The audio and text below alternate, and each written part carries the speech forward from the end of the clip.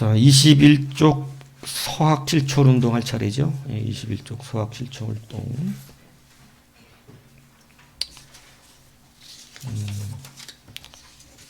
이제 지난 시간은 우리가 어떻게 천주교가 이제 자꾸 이렇게 들어오게 되었는가.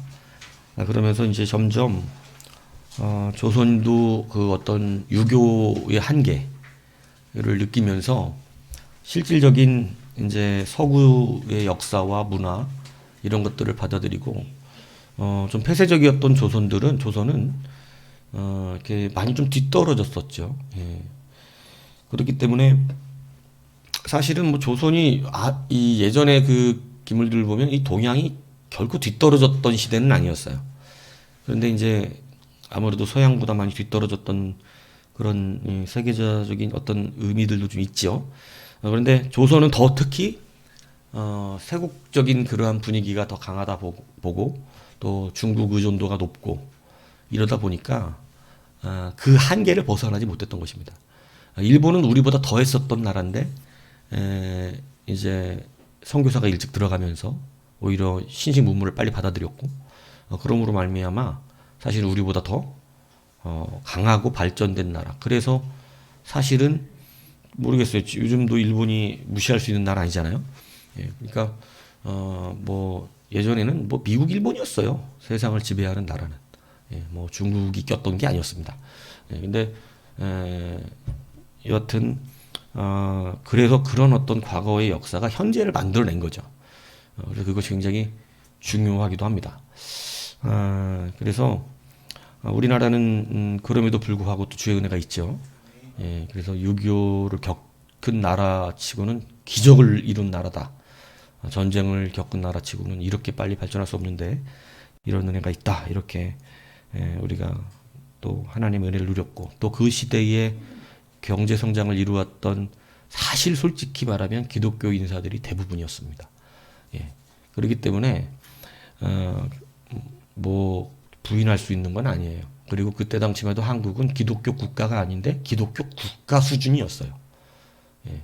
그래서 지금은 아주 나쁜 어둠의 권세 때문에 안티 기독교 세력들이 알지도 못하고 기독교를 부인하게 돼. 왜? 정치를 하는 사람들은 되게 무서운 게 뭐냐면 정치에 치우친 사람들은 오늘 우리 편이 바뀌어요. 유재석 씨가 다 국민 MC고 다 좋아하는 사람인데 조금 우양적인 느낌의 어떤 그런 분위기가 한번 났었던 적 있죠. 왜냐면 뭐 윤석열은 초대해가지고 그걸 했는데 이재명은 안 했다. 뭐 이런 것 때문에 한번 난리 났죠. 그렇게 되니까 어때요? 그동안 아무런 흠도 없고 아무런 문제도 없던 사람도 갑자기 저쪽 좌측에 속한 사람도 어떻게 해요? 유재석이도 나쁜 놈이 되는 거예요.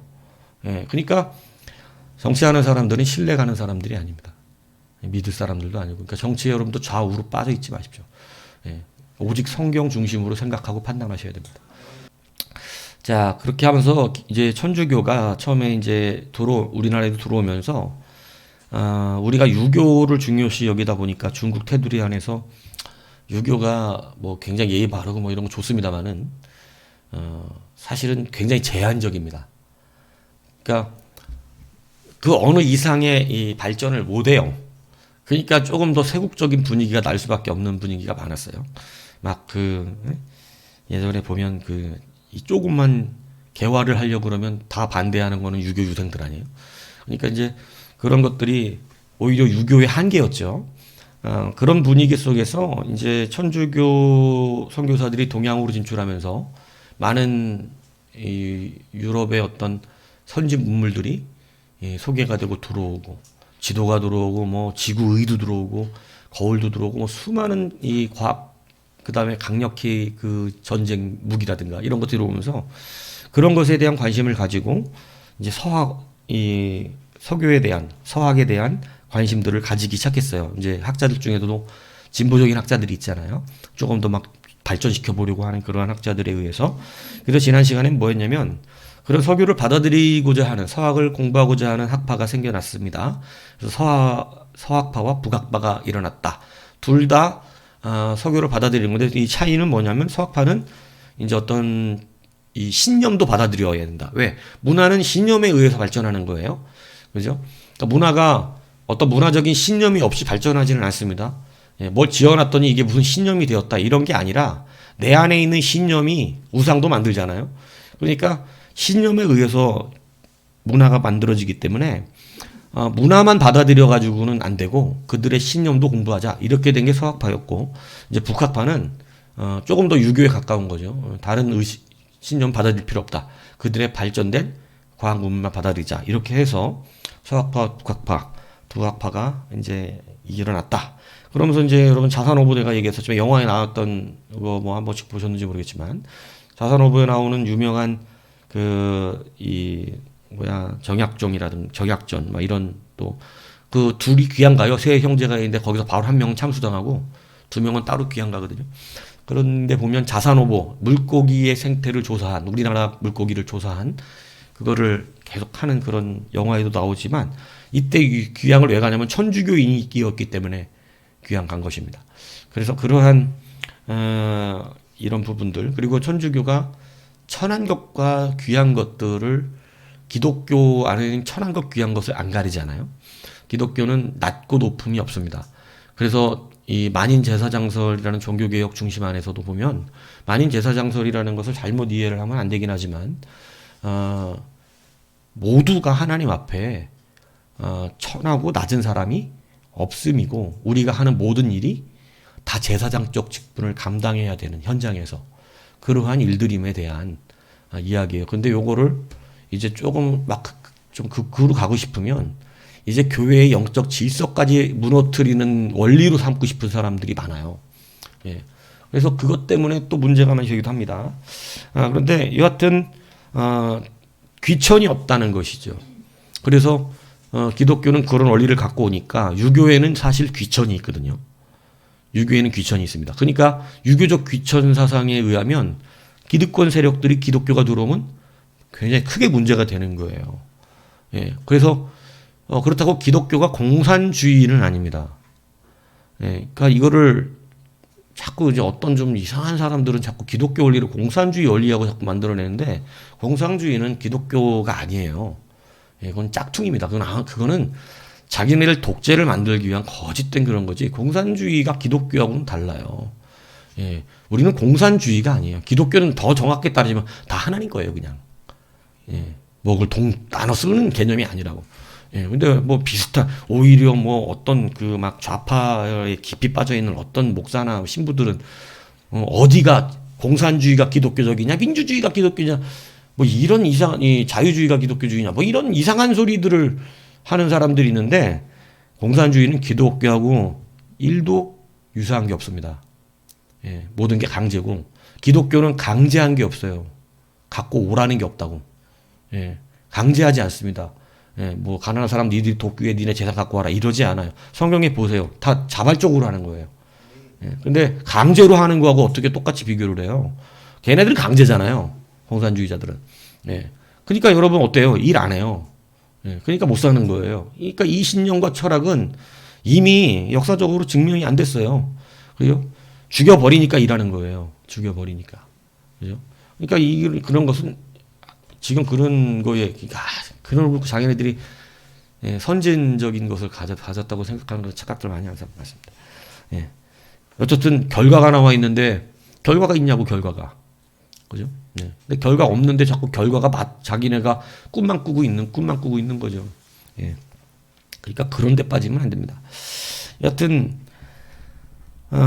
이 서학 실천 운동이 이렇게 이제 들어왔는데, 이제 이렇게 들어왔던 서학 운동에 이제는 사상적 근거가 된 천주교까지도 수용하려고 하는 그러한 학자들이 생겨났어요.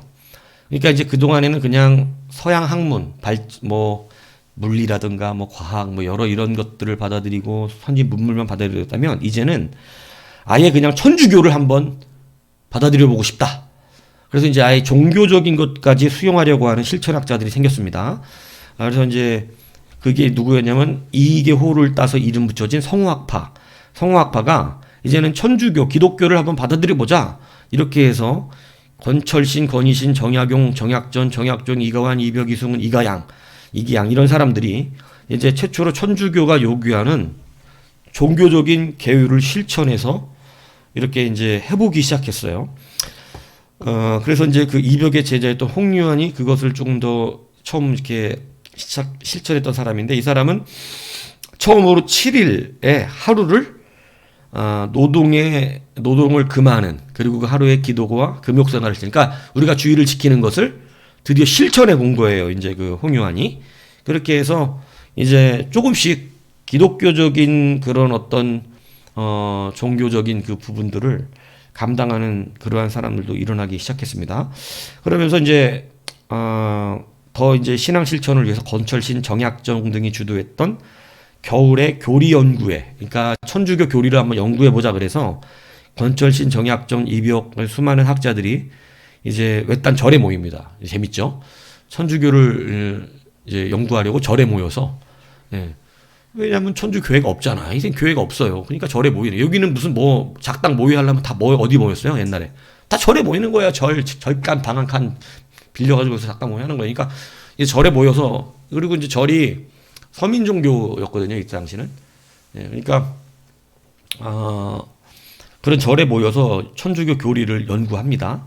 그래서 이제 10여일 동안 같이 먹고 자고 하면서 이제 천주교 관계 서적을 연구하고 종교적인 진리들을 이제 알게 되는 거예요. 그러면서 아침 기도, 저녁 기도 만들고, 주일에 노동 금지를 만들고, 그리고 금육제를 지키기 시작했는데, 금육제는 이제 우리 개신교하고는 관계가 없는데, 이것 때문에 이제 종교 개혁자들이 금육제를 비판을 많이 했었습니다. 금육제가 뭐냐면 금요일 날은 고기 먹지 말아라, 이거 얘기입니다. 그러니까 이제 왜냐하면 금요일 날 누가 돌아가셨어요? 예수님 돌아가셨는데, 예수님 돌아가신 날 니들이 고기를 먹으면 되겠냐? 뭐 이런 거예요. 근데 그래 순수하게 우리가 정말 금요일 날 돌아가셨는데 우리가 금요일 날은 좀 즐거움을 가지지 말고 우리가 조금이라도 그 마음 동참하지, 뭐 이런 나쁘진 않다고 생각합니다. 그런 건 그죠? 근데 금육을 해야 되는 게 예를 들어 법이면 요건 문제입니다. 이것은 법하고는 관계 없어요. 그러니까 금육을 내가 정말 주님 돌아가신다, 내가 그냥 개인적으로 우리가 한번 주님 돌아가시는데 내가 고기 먹고 즐거워하고 이러면 되겠냐? 그냥 금요일 날만큼은 내가 뭐 금주, 금연, 다금, 금 유튜브, 금 인터넷, 금 게임 이런 거 해보겠다. 이런 거 좋다 이거예요. 자기가 신앙적으로 하는 건데, 이게 법적으로 뭐 고기 먹으면 안 돼, 뭐 이렇게 하는 것은 이건 율법이죠. 그러니까 그건 아니다는 얘기예요. 그런데 여튼 본인이 정말 내가 하나님 사랑하는 마음으로 그렇게 한다면 그러면 괜찮다 이거예요. 근데 금육제를 이렇게 지키고 이게 법화되어 있었습니다. 거의 우상적이에요. 그러니까 이런 것들은 이제 종교 개혁을 했던 사람들이 이건 다 잘못된 거다, 이렇게 이제 비판을 얻었던 건데, 이 사람들은 이제 천주교를 받아들인 거니까 금육제도 받아들입니다. 그래서 이제 금요일날 고기 먹지 않는 거, 이런 거 이제 하는 것이죠. 예, 그리고 또 이제 1779년 겨울에 주호사에서 열렸던 강학회에서는 보다 구체적이고 철저한 신앙 실천의 모습들이 기록되어 있어요.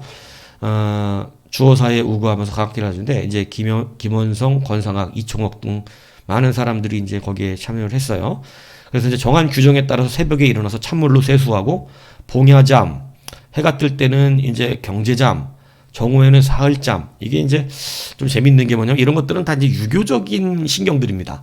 유교적인 경이에요. 그러니까 이제 뭐 경제장 같은 건 주자가 쓴 글인데 마음을 여는 어떤 경이에요.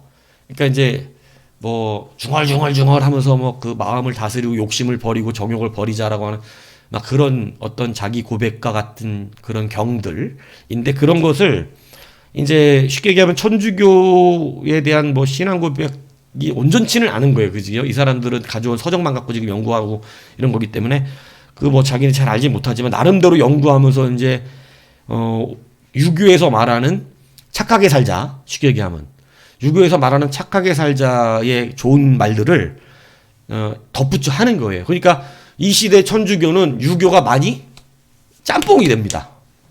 짬뽕이 돼요. 왜냐면 기독교도 가만히 보면 착하게 살자가 있잖아요. 예, 그러니까 착하게 살자 플러스에 유교가 잘 맞는 거예요. 그러니까 이제 유교를 그렇게 아주 목숨처럼 여기는 사람들이 천주교를 받아들일 수 있었던 이유는 유교와 비슷해서 그래요. 그 어떤 추구하는 그 어떤 도덕 원리나 윤리 같은 거는 비슷하잖아요. 유교도 뭐 좋은 말 많이 가르치잖아요. 뭐 원수 갚지 마라 이런 거 있어요. 유교에도. 그죠? 근데 막 예수님도 그러잖아요. 그죠? 원수 갚지, 원수를 사랑해라. 막 이런 거. 얼마나 잘 어울리는지 몰라요. 그러니까, 그런 것들을 같이 합쳐서 이렇게 조금 하는 그런 분위기였습니다.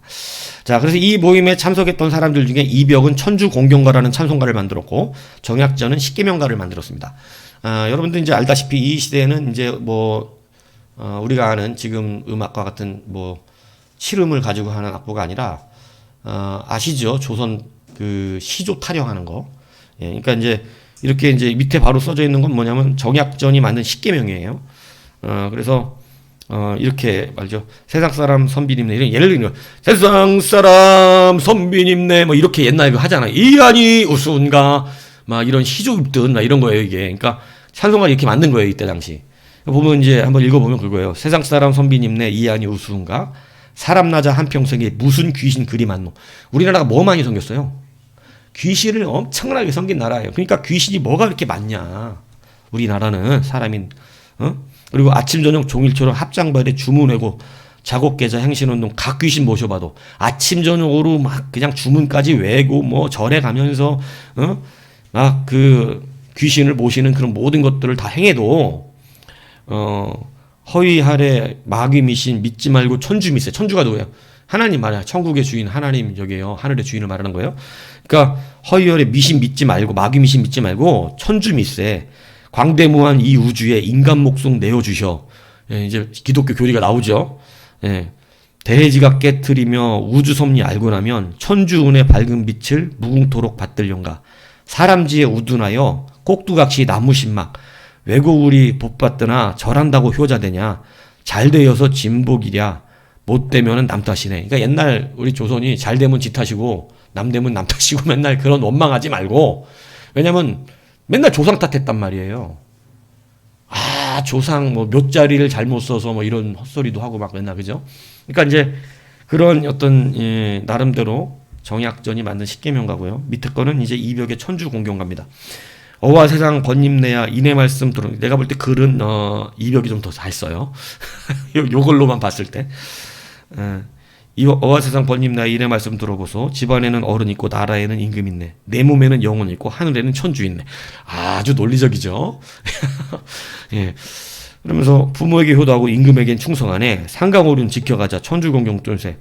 그러니까 이 유교가 같이 합혀진다. 이 상강오륜 유교 아니에요. 그러니까 이제 이런 것이 천주공경 으뜸일세. 그러니까 어떤 걸 다 지켜가지만 그래도 천주공경이 그 중에 으뜸이다. 뭐 유교가 말하는 것도 지키는 것도 지켜야 되지만 천주공경이 으뜸이다 이런 얘기. 이내 몸은 죽어줘도 몸은 죽어도 영혼 남아 무궁하리. 그러니까 영원하다는 것을 지금 이제 알고 있는 거예요. 이제 이 시대 자기들이 역시 학자들이라 연구하면 이런 게 나와요. 그죠? 그리고 일륜도독 천주공경 영원불멸 모르면은 영원히 불멸한다는 걸 모르면 살아서는 목석이고 죽어서는 지옥 간다. 살아있어봐야 나무떼기와 같고 죽으면 지옥 간다. 천주 있다 알고서도 불사 공경하지 마서 절에서 연구해놓고 불사를 공경하지 말라는 거예요. 불사는 절이에요. 그러니까 절은 안 받아들여요. 이 사람들이. 왜요? 우상을 만들어놨어. 그러니까 유교에는 사실은 뭐 유교도 신당들이 있고 그랬긴 했어요. 사실은. 근데 유교는 제가 말했잖아요. 종교심보다 윤리 도덕성이 더 강한 겁니다. 근데 불교는 완전 종교화돼 버렸잖아요. 불교도 원래는 철학이었거든요. 근데 그래서 이 대승불교화 되면서 종교화가 됐잖아요. 그러니까 그렇게 되면서 이게 막 우상 숭배를 하니까 형상을 만들지 말라는 말이 있으니까 불교는 공경하면 안 된다. 이렇게 불교는 아예 이렇게 잘라버립니다. 알고서도 아니하면 죄만 점점 쌓인다네. 죄 짓고서 두려운 자 천주 없다. 시비를 말하라. 천주가 없다고 이렇게 하지 마라. 아비 없는 자식 받냐. 되게 저기죠. 양지 없는 음지가 있냐. 하나님 없는 성도가 있냐. 이 사람이 있냐. 이거 얘기하는 거예요. 예, 그러니까 글은 더 잘 지어 이벽이 더 잘 지은 것 같아요. 그죠?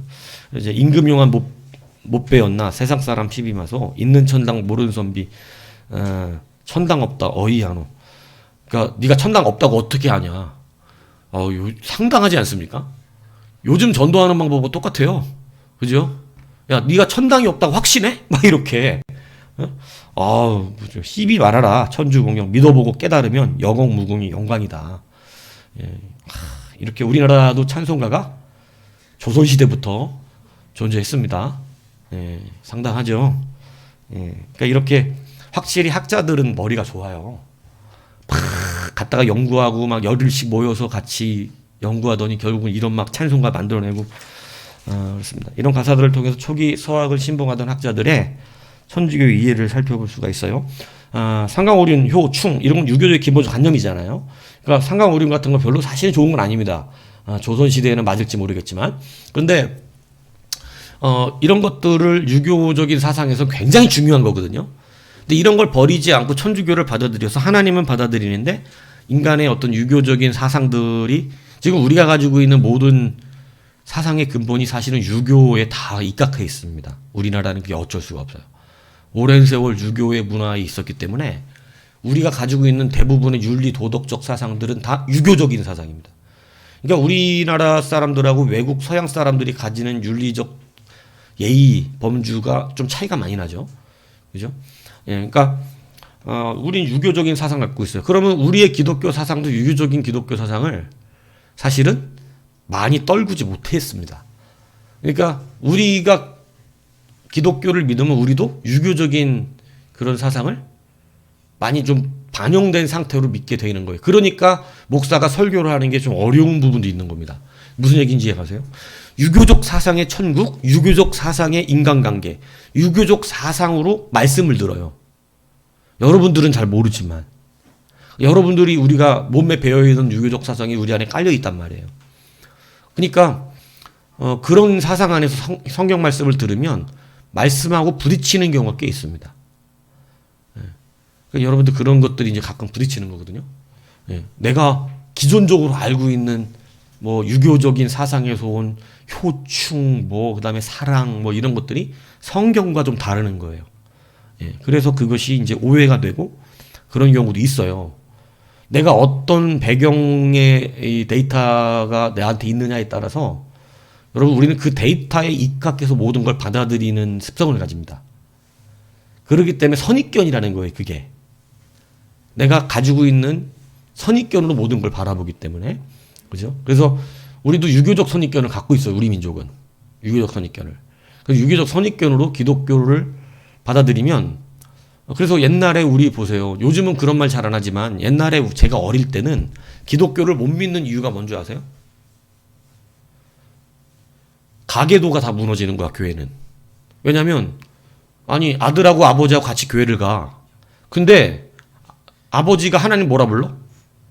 아버지라 불러. 근데 자식도 하나님 뭐라 불러? 그러면 니네들은 뭔 자이냐? 막 이런 거예요. 옛날에 진짜 이랬었다니까요. 야, 니네 아버지도 하나님이 아버지고 니도 아버지가 하나님이 아버지면 니네 둘은 형제냐? 이런 쌍놈의 새끼, 족보도 없는 쌍놈, 기독교는 족보가 없다 그랬어요. 그래가지고 옛날에, 지금은 이런 얘기를 하는 사람이 없습니다만 예전에는 이런 게 굉장히 기독교의 문제였어. 사람들이 생각할 때 거기는 애비어미도 없다. 기독교가. 기독교는 애비어미도 뭐 없는 데라고. 진짜 그랬다니까요. 지금은 그렇게 생각하는 사람이 없지만 우리 어릴 때는 안 믿는 분들은 대부분 다 그런 교회 가면 애비어미도 없고 양반 쌍놈도 없고 아주 못된 곳이라고, 거기는 질서가 없다. 이런 식으로 이제 예전엔 많이 받아들였었습니다. 그게 다 어디에서 온 거예요? 유교적 사상이에요. 유교적 사상. 그죠? 그래서 그런 것으로 교회의 말씀을 듣다 보면 우리 안에 있는 어떤 내가 가지고 있는 선입견 안에서 부딪히는 일들이 있습니다. 예, 기독교적인 것들이. 그래서 그런 것은 좀 우리가 문을 열고 좀 들어야 될 필요가 있는 것이에요. 그래서 이때는 이제 유교조하고는 대체로 어떻게 해요? 긍정적이고 유대 관계를 잘 가지려고 하지만 불교는 불교, 미신, 무당 이런 것은 부정적인 관계를 가지면서 우리나라는 천주교가 그렇게 유입됐습니다. 그래서 이제 왜 그러냐면 말했듯이 유교는 신앙적이기보다는 공자 어떤 사상, 인과 도덕의 이념이 크죠. 그러니까 이제 인간관계, 도덕적으로 사는 거 이런 것들을 공자가 깨달은 나름대로의 인간관계의 철학들을 담아놨기 때문에 그런 것이 크고, 또 중국과의 관계죠. 유교는 중국 거예요. 불교는 중국 게 아니지만. 근데 유교는 중국에서 발전이 됐기 때문에 중국의 속국이나 나름없이 막 지배를 당했던 우리들, 그리고 지금도 그렇잖아요. 뭐 친중 있고 친미 있고 그렇잖아요. 그러니까 그런 것처럼 이때도 이 친중파들은 유교를 자기들의 아주 그냥 신앙처럼 여겼던 겁니다. 그래서 그 자기들의 어떤 유교적 사상들이 무너지는 것을 참아내질 못해요. 막 그게 무너지면 다 그냥 막 나라의 근간이 무너진다고 생각하는 거예요. 그래서 맨날 중국을 뭐라 그래? 대국이라고 그러고. 우리가 같은 소국들은, 그때 친중파들, 그죠? 우리와 같은 소국들은 막 이러면서 자기 임금도 자기 임금보다 더 높아, 중국 황제가. 그러니까 막 그런 시기가 있었어요. 네. 그러니까 유교가 그 정도로 강했던 겁니다, 조선에는. 그러니까 기독교, 천주교를 받아들인 신진학자들도 유교는, 왜냐하면 자기들의 지식의 근본이 데이터가 다 유교적 데이터예요. 그러니까 거기에서 벗어나지 못한 어떤 천주교가 들어왔었던 부분이 있었던 것이죠. 자, 이제 그런 가운데서도 이제 이 귀신 섬기는 거, 이런 것들은 이제 싫어하고 우상 만드는 거, 불교처럼 이렇게 불교상 만들어 놓고 이제 부처상 만들어 놓고 섬기는 이런 것은 이제 안 된다고 이제 또 여기고 있는 거예요. 네, 상당히 깨인 겁니다, 이게 그때 당시는. 굉장히 머리가 열려 있는 사람들이죠. 왜냐면 이 시대는 왜냐면 이 시대의 신은, 우리나라 토속신은 무당신앙이에요. 우리나라는 무당신앙이라고. 그죠? 무당 막 많잖아요. 우리 옛날 막 나무에다가 걸어놓고 막 무당들 거기서 막, 우리나라의 토속 종교는 무당신앙이라고, 무당신앙. 예. 우리 불교도 아니고 유교도 아니고 우리는 무당신앙이거든, 그냥. 무당신앙. 알지 못하는 모든 신들을 불러. 천지, 신명부터 시작해가지고, 예. 막 다, 그죠? 근데, 무당신앙인데 그 무당신앙도 이제 귀신을 섬기는 거니까, 결국은. 그러다 보니까, 그런 것은 우리나라 조선이지만 깨어있는, 그러니까 이 시대 사람들은 다 무당신앙 아니면 불교, 유교인데, 이 사람들은 깨어있는 거. 그러니까 무당신앙 다 거절하고 불교 거절하는 수준이면 굉장한 겁니다. 그죠? 자, 그래서 기독교 신앙과 대치되었기 때문에 그런 것은 다 이제 오히려 저기를 했고요. 초기 강학계 주독적 인물 중에 이제 이벽이 가장 적극적이었는데, 이 사람은 무반 출신입니다. 그러니까 무반이 뭔지 아시죠? 쉽게 얘기하면은 이제 문인이 아니라 무인이라는 거예요. 그죠? 그래서 그런데도 글을 좋아하고 정약전의 처남이었습니다. 그래서 남다른 열심으로 천주교에 접근했는데, 이제 중국에 들여온 서학 관계 서적만 갖고는 이 사람 만족이 안 되는 거예요. 더 깊이 알고 싶은 거예요. 그러니까 더 많은 책들이 필요하죠. 근데 그의 친한 친구였던 이승훈이 북경에 갈 기회를 얻게 되는데, 이승훈의 아버지인 이동욱이 동지사 서장관으로 임명돼서 북경에 갑니다. 그러니까 이때 이제 이승훈도 부친을 따라서 가게 되는데, 거기에는 이제 부탁을 하는 거죠. 이벽 이승훈한테. 북경에 가면 천주당을 반드시 가서 서양선비라 그랬어요. 선교사를 말하는 거예요. 그러면서 신경을 얻어오고 거기서 신앙생활 해봐라, 이렇게 이제 부탁을 하니까 북경에 들어간 이승훈이 이제 이벽의 말대로 북경의 북천주당을 찾아갑니다. 거기서 이제 프랑스 신부를 만나는데 천주교 서적도 많이 얻고 또 열심히 읽고 또 신부의 가르침도 받아요. 그 과정 속에서 입교를 결심합니다. 그래서 이제 부친의 동의를 얻어서 마침내 그라몽 신부에게 베드로라는 영세명으로 세례를 받아요. 그래서 이제 이렇게 세례를 받은 이승훈이 북경에서 많은 관련된 책과 십자고상, 천주교 성물들을 선물로 받아서 이제 다시 한번 조선으로 돌아옵니다. 1784년 서울로 돌아와요. 이제 이 이벽이 굉장히 기다리고 있었죠. 그래서 이제 이승훈으로부터 그 서적을 받자마자 이거 연구하려고 집을 따로 세냅니다.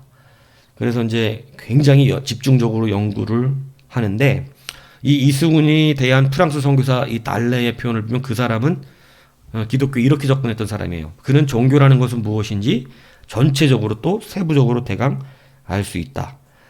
그러므로 책을 읽어나가는 데 따라서 새로운 생명이 자기 마음속에 뚫고 들어오는 걸 느꼈다. 그러니까 성령의 역사를 누린 겁니다, 이 이벽은. 그러니까 막 말씀을 읽으면서 막 심령이 변화되는 역사를 읽고, 여러분 이게 성경 읽을 때 이런 역사도 일어나고, 또 우리가 그런 역사 있거든요. 말씀 깊이 있게 여러분, 그래서 가까이 하시고 기도 많이 하시면 말씀 보셔야 돼요. 성경 말씀을 우리가 깊이 있게 기도하면서 보다 보면 이런 경우를 하게 됩니다. 성경 말씀이 살아 역사해서 나를 그 성경으로 끌어 들어가요. 그래서 그 안에의 그 역사적 그 사실 안에 내가 영적으로 감동이 돼서 미친 사람 같아요. 밖에서 볼 때는. 무슨 짓을 하게 되냐면 성경을 보면서 막 웃었다가 울었다가 웃었다 울었다가 자기도 모르게 화가 났다가 마음이 풀렸다가 기뻤다 감사가 났다가 이게 말씀을 보면서 그 안에 이게 그리고 시간 가는 줄을 모른다.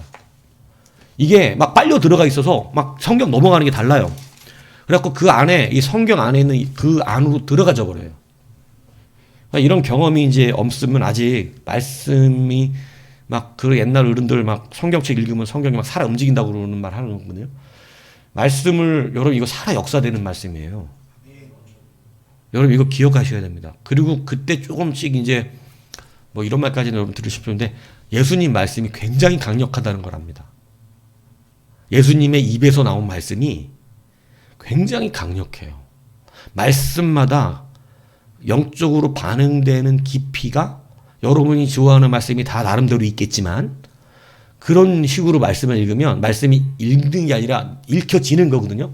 그렇게 되고 나면 이 말씀이 영적으로 와 이걸 예전에 제 그 친구 목사가 제가 이 말을 해줬는데 이해를 못 하더라고. 아니 그게 무슨 뭐 말씀이 더 깊이 예수님 말씀 다 똑같은 하나님 말씀인데 이래요. 근데 아 그게 아니라고. 이게 읽다 보면 예수님 직접 하신 말씀하고 제자들을 통해 하신 말씀이 같은 하나님 말씀이긴 한데 영적으로 파워가 다르다 내가 이랬더니 똑같은 하나님 말씀을 갖고 이상한 소리 한다고 저를 이상하게 보더라고. 근데 자기가 말씀 읽다가 그걸 경험한 거예요. 그러더니 진짜 그렇다고. 와 하나님 예수님이 직접 하신 말씀은 완전히 다른 걸 느꼈다는 자기도 경험했어 언젠가 그걸. 그러고 저한테 전화가 온 거야. 자기도 막 기뻐가지고. 그러니까 여러분 성경 말씀 대충 읽지 마시고요. 기도하는 진짜 심령으로 하나님의 이 성령을 경험하기 위하여 사모하는 자만 이거 받아요. 예, 믿음을 더해주시기 위해서 이걸 경험합니다. 그리고 그런 걸 경험하면 믿음에 확신이 생기잖아요. 하나님 나 사랑하시고 나 기뻐하시는구나. 그러니까 말씀을 막 하루 이 분량을 때려 치우려고 이렇게 말씀 읽으면 소용이 없어요.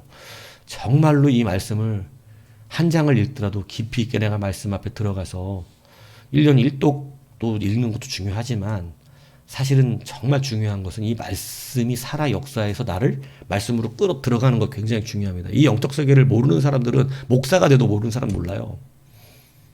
예. 그러니까 이 말씀으로 들어간다니까. 그래서 어떤 일이 보자면 막 혼자 웃었다 울었다 막 억울하고 아프고 막 그리고 막 예수님이 나를 위해 왜 죽었나 싶은 막 그게 가슴을 치게 되고 막 그리고 어떨 때는 막 그 분노가 일어나고 막 예수님의 분노가. 그래서 이 성경에 들어가 버립니다. 그 성경을 그대로 경험해 버려요. 영적인 그 은혜를 따라서. 그러니까 말씀을 읽고 내용만 이해하는 수준이 아니에요 이게. 그 경험을 해요. 그 성경의 그 세계를. 굉장히 놀랍습니다. 예. 그렇기 때문에 그런 것을 여러분 꾸고 하나님의 말씀을 설교를 듣는 것도 그렇고 찬양도 그렇고 기도도 그렇습니다. 이게 똑같은 역사가 일어나거든요. 영적으로 우리가 하나님 앞에 거듭난다 표현되는 이 거듭남의 은혜가 우리에게 있으면 진짜 예배하는 예배자하고 내가 그냥 성실하게 예배하는 예배자하고 또 달라요. 성실하게 해야 되지만 진짜 예배자가 되면 하나님의 영이 나를 붙드는 것이 굉장히 강력하게 역사합니다. 예. 그래서 그 예배자가 돼야 돼요. 지금 방해하는 것이 많고 우리가 이전과 같이 기도하는 세대도 아니고 하나님을 사모하지 않기 때문에.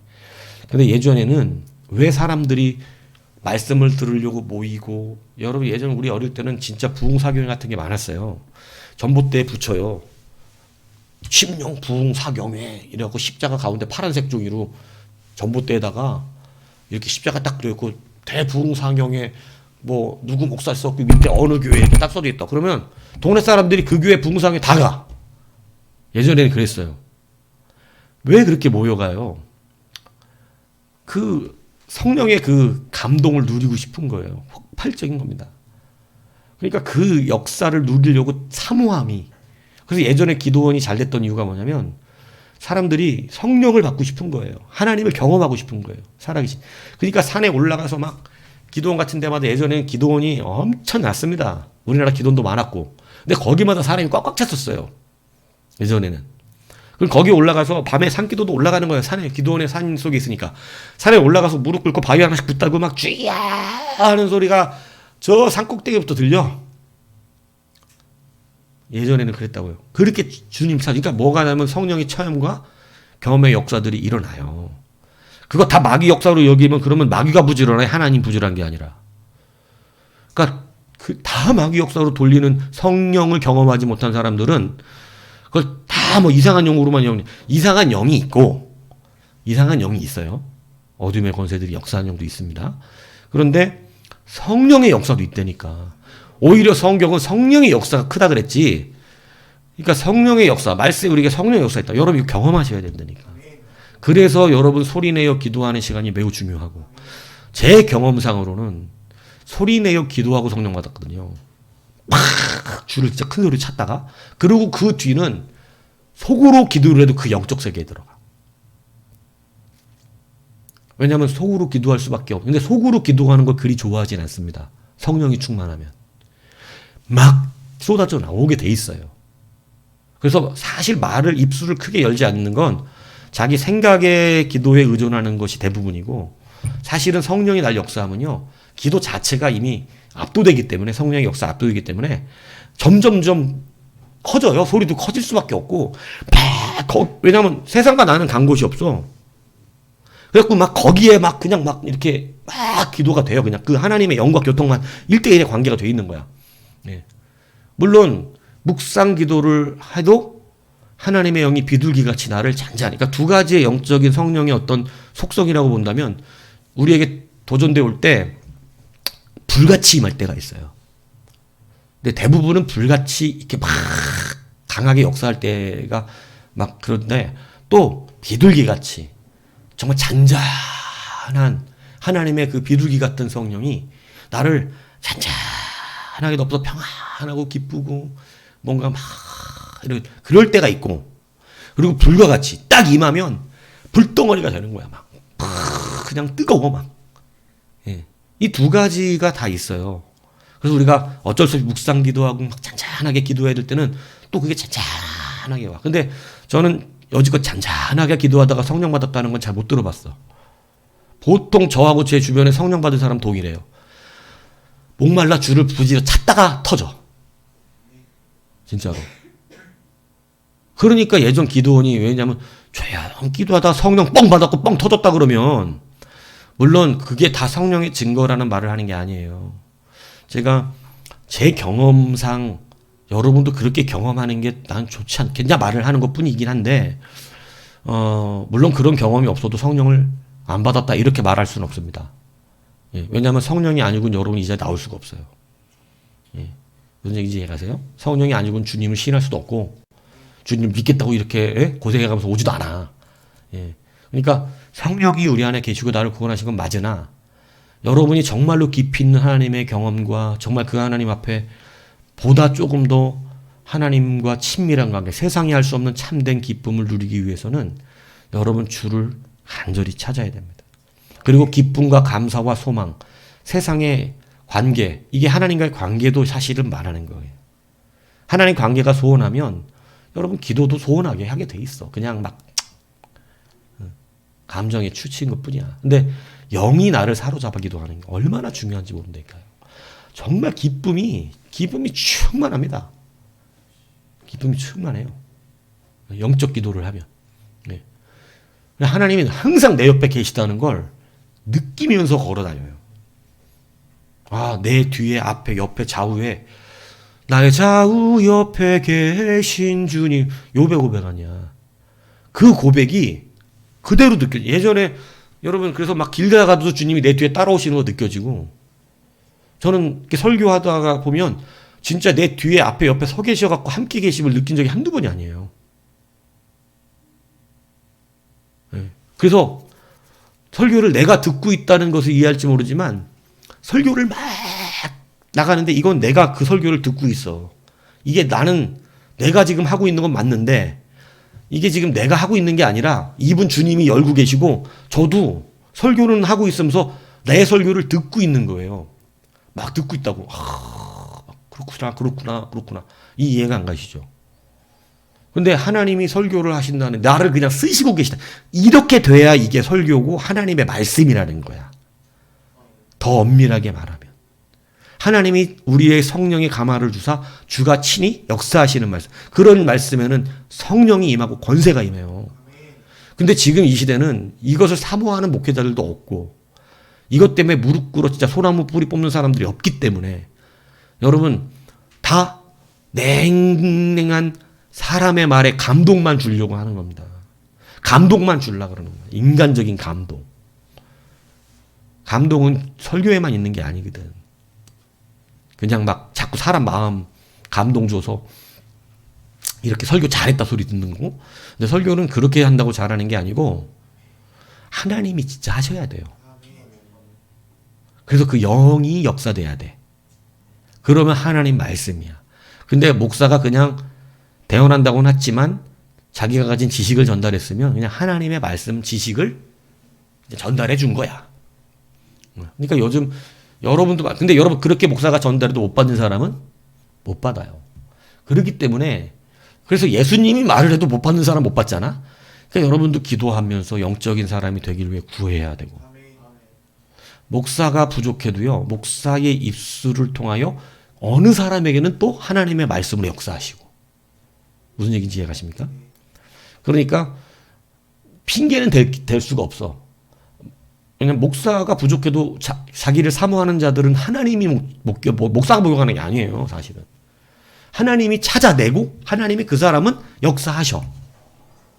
이해 가시죠? 예, 그러니까 우리는 자꾸 남 탓을 하지, 목사는 성도 탓하고 성도는 목사 탓을 하는데, 그것은 하나님 앞에 가면 다 거짓말 됩니다. 왜냐하면 하나님은 자기의 종과 자기의 백성을 누가에 관계없이 순수하게 흰 옷을 입고 주를 찾는, 나오잖아 계시록에.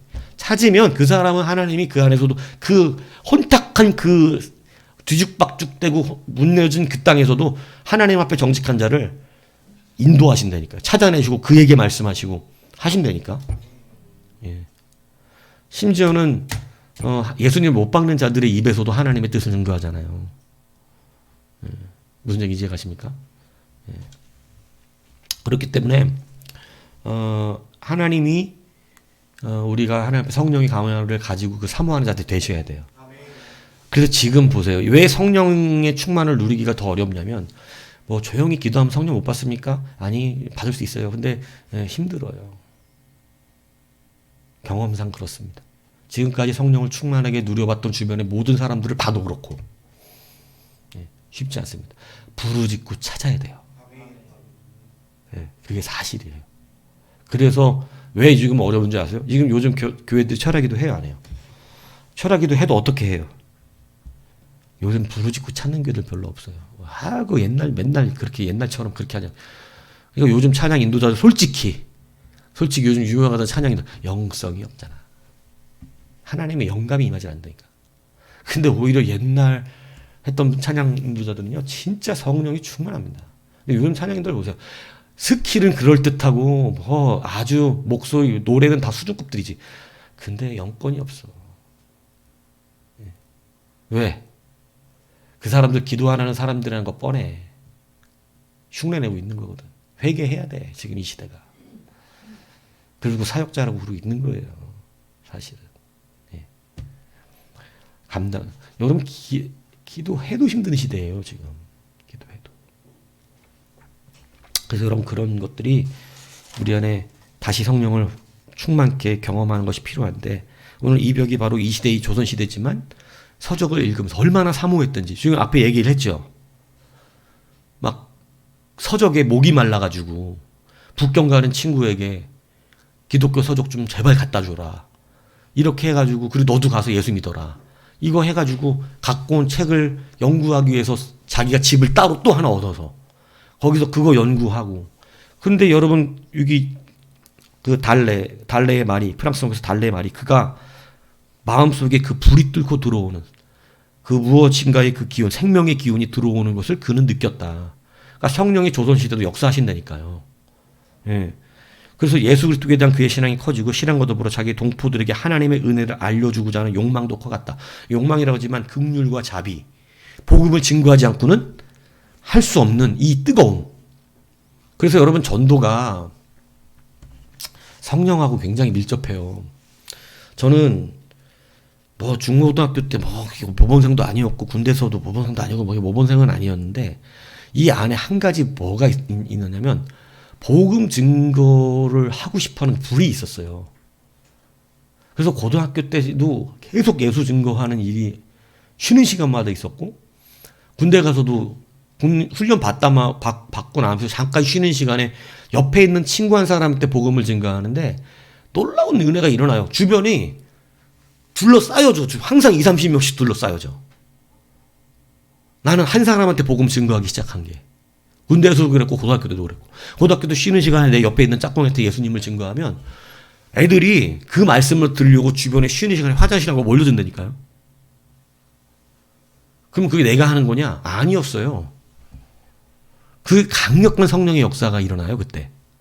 그래갖고, 복음 증거도 사실은 내 안에 성령의 역사가 있어야 사실 내 안에서 막 그게 하고 싶은, 막 하고 싶다.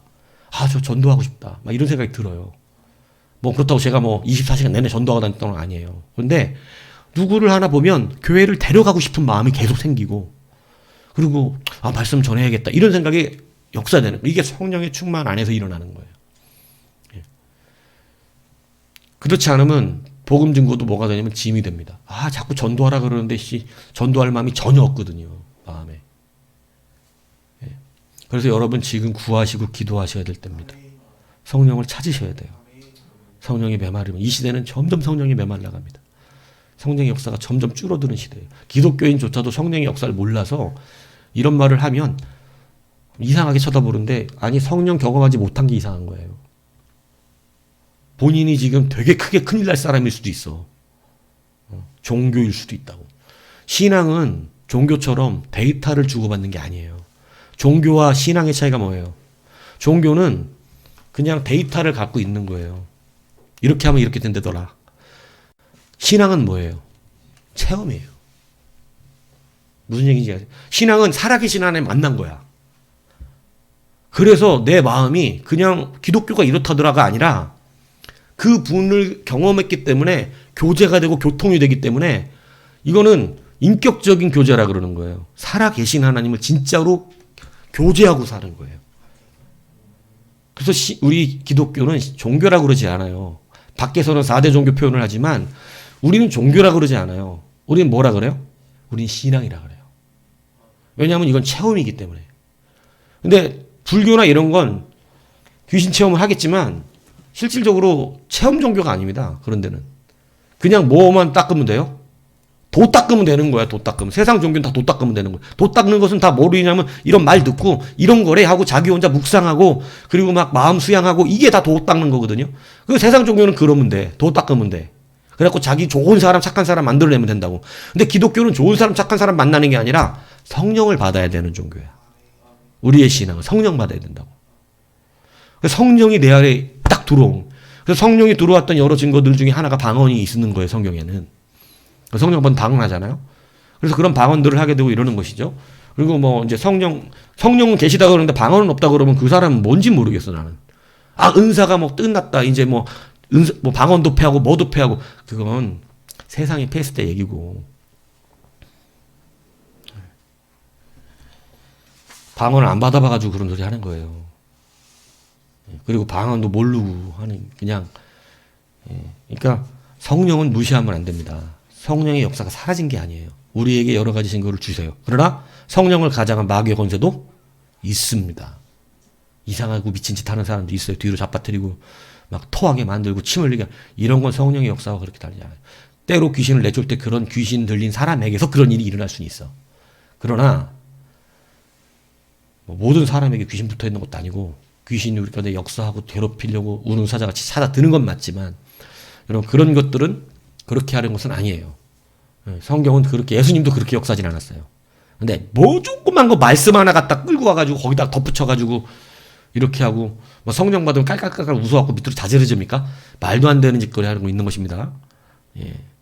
그것은 다 거짓말이에요. 그런 거. 막 진심처럼 하고 울어대고 막 이게 그건 성령 받은 게 악령 받은 증거예요. 그거는 성령은 깔끔하고 깨끗하고 거룩하고 평안합니다. 혼탁하지가 않아요. 성령의 역사. 성령의 역사의 가장 큰 증거는 기쁨이에요. 우리 안에 기쁨이 충만해. 그런데 마귀들의 역사는 역사가 일어나도 마음에 기쁨이 있는지를 몰라. 뭐가 넘어지고 막 잡아뜨리고 뭐 하는데 뭘 해. 근데 마음에 감동과 기쁨이, 감사와 기쁨이 충만하게 나도 모르는 하나님의 성령이 자르면 이게 없어. 마귀의 역사는. 성령의 역사는 제일 먼저 하나님의 역사에서 나를 사로잡기 시작하면 제일 먼저 변화되는 게 내 감정, 기쁨, 감사. 이게 들어와요. 여러분, 그러므로 우리 이 시대가 근데 마귀의 공격을 너무나 많이 받고 있는 시대거든요, 교회들이. 그런데 여러분들 기도 많이 하시면서 여러분 성령의 충만을 구하셔야 됩니다. 그러셔야 예수 믿는 맛이라는 거예요. 예수 믿는 맛이 거기서 오는 거예요. 성령 충만해서. 그거 아니면 이건 다 율법이야. 뭐 맨날 교회 가야 되고 짜증나고 아우 막 힘들어 죽겠네. 이렇게 돼. 그 주님과 교제가 없다는 얘기라고 그러잖아요. 내가. 성령이 충만하면 감사와 기쁨이 넘쳐나게 돼 있어요. 찬양 한 소절도 너무나 행복한 거야. 여러분 다시 성령 충만을 구하셔야 됩니다. 이 시대가 다 지금 성령을 쏟아내는 시대고 무시하는 시대가 되고 성령의 역사를요. 특히 아주 극단적인 개혁주의자들은 그 개혁주의도 아니야. 성령을 무시하지 않거든. 개혁주의는. 말은 성령인데 성령의 역사는 다 무시해. 그럼 성령이 죽은 성령이지 사는 성령이냐고. 성령이 살아계시면 역사를 하시겠지. 죽어있는 성령입니까? 아무도 일 안 하는 성령? 성령 일하시거든요. 숨어서 우리 안에서 숨어서 일하십니까? 아니에요. 실질적인 감화와 감동과 병고침의 역사와 실제의 권세가 귀신 쫓음의 역사가 일어난다니까. 근데 이것을 실제 한국 교회가 못하고 있으니까 이단들이 흉내내고 있는 거야. 자기들이 귀신 쫓는다고. 한국교회 목회자들이 여러분 너무나 지금 무너져가지고 기도들도 안 하는 시대가 됐고 예배를 목숨처럼 여기지 않는 거예요. 교회는 목회자의 개인적인 취미생활이 아닙니다. 공동체예요. 한 영혼을 위해서라도 교회는 존립하는 것이고 예배하는 것이며 기도하고 영적 씨름을 해야 되는 곳입니다. 자, 그래서 종교와 신앙은 다르다. 근데 이 이벽은 종교가 아니라 실질적으로 신앙적인 능력이 들어갔어요. 완전 성령 받은 사람의 이게 특징이에요. 막 사모함이 넘쳐서 목마르고 그걸 하고 나니까 어떤 일이 벌어지냐면 막 전달하고 싶은 거예요. 이 은혜를. 예. 이 은혜를 증거하고 싶은 거예요. 자, 그래서 우리는 바로 체험이 이루어집니다. 그래서 나중에 조선 천주교회가 누구 때문에 창설냐면 이 이벽 때문에 만들어지는 거예요.